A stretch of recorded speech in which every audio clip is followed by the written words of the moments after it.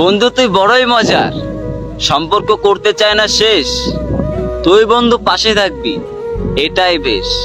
দেখ, আমরা কিন্তু এক কাপ চা দুইজন মিলে ভাগ করে খেয়েছি, মনে আছে তোর? হ্যাঁ, আজকের বিলটা আমি দিই, কালকের বিলটা তুই দিবি, এমন ছিল আমাদের বন্ধুত্ব। আরে আজকে আমার কাছে টাকা আছে, তোর কাছে টাকা নাই, আমি তোর পকেট খরচ চালাবো। তারপরের দিন আমার কাছে টাকা নাই, তোর কাছে টাকা আছে, তুই আমার পকেট খরচ চালাবি। এমনই ছিল আমাদের বন্ধুত্ব, কি সুন্দর বন্ধুত্ব ছিল আমাদের। এখনো কিছু ছেলেরা ভাবে যে ওদের মতন বন্ধুত্ব আমি করতে পারলাম না আজও, এটাই বড় দুঃখ। দেখ, আমাদের বন্ধুত্বের মধ্যে কোনো স্বার্থ ছিল না, তুই আমার পিছনে ঘুরতিস, আমি তোর পিছনে ঘুরতাম, এটাই ছিল বন্ধুত্ব।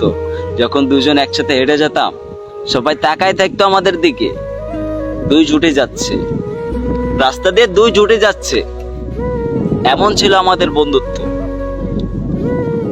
মাঝখানে একটা বন্ধু এন্ট্রি হলো, আর আমাদের বন্ধুত্ব ওখানে শেষ হয়ে গেল। দেখো ভাই, জীবনে বড় হও, বন্ধুত্ব করো, নতুন বন্ধুর সাথে বন্ধুত্ব করো না। তোমার পুরনো বন্ধুগুলাই তোমার বেস্ট, তোমার খারাপ সময় তোমার পুরনো বন্ধুগুলাই তোমার পাশে থাকবে, নতুন বন্ধু থাকবে না।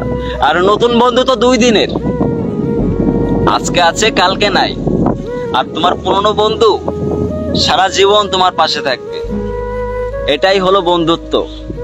নতুন বন্ধুকে অ্যাড করা মানে পুরনো বন্ধুকে ভুলে যাওয়া।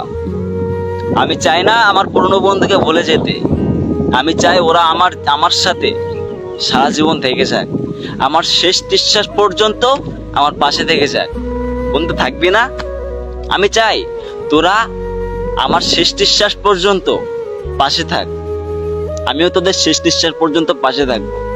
আরে বন্ধু তো সেই মারা গেলে বন্ধুর কবরের পাশে বন্ধু কবর জিয়ারত করবে, এটাই হচ্ছে বন্ধুত্ব।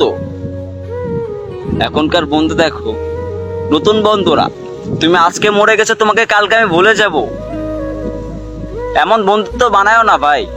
বিশ্বাস করো বন্ধুকে, স্বার্থপর বন্ধু বানায়ও না।